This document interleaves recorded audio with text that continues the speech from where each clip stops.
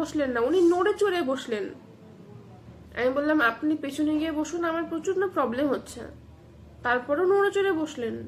আমি যখন একটু বেশি রুড হয়ে বললাম যে আপনি কি পেছনে বসবেন, আমার অস্বস্তি করছে, আমি আপনাকে বারবার বলছি শুনতে পাচ্ছেন না, তখন উনি পিছনে গিয়ে বসলেন।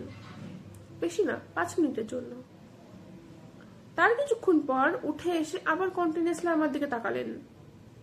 কি করব না ভেবে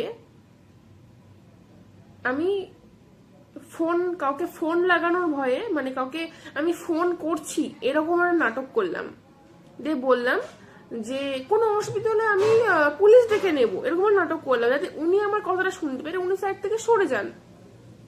আমি এটা করলাম। এটা করার পর 30 সেকেন্ডের মাথায় উনি ওখান থেকে চলে গেলেন। ওখান থেকে চলে গিয়ে অন্য একটা মেয়ে মহিলার কাছে গেলেন। লোকটার বয়স ছিলেন আমার বাবার বয়সী। ওনার মধ্যে এইটুকু বোধগম্য হলো না যে আমি আমার মেয়ের বয়সের একটা মেয়ের দিকে তাকাচ্ছি, বিশেষ করে বুবসের দিকে তাকাচ্ছি। আচ্ছা, আর যদি ওনার মেয়ের সাথে ঘটনাটা ঘটতো উনি কি করতে পারতেন? পারতেন না নিশ্চয়ই। সেটা অন্য কারোর মেয়ের সাথে হচ্ছে, সেটা উনি দেখছেন, মানে ওনাও সেটা উনি করছেন, কিন্তু নিজের মেয়ের সাথে যখন অন্য একটা ভদ্রলোক করতে দেখতে পারতেন না নিশ্চয়ই। আমার বাবার বয়সের একজন লোক, মিনিমাম বয়স 45 থেকে 50, ওইভাবে তাকিয়ে যাচ্ছিলেন।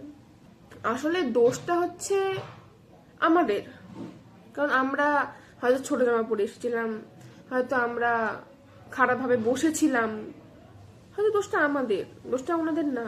হয়তো আমাদের কোনো একটা ফল্ট ছিল যার জন্য উনি প্রত্যেকটা মেয়ের দিকে ভাবে তাকিয়ে বেড়াচ্ছেন। ব্যাস এতটুকুই বলার ছিল। আমি যেটা এক্সপিরিয়েন্স করেছি এতটুকুই বলা ছিল।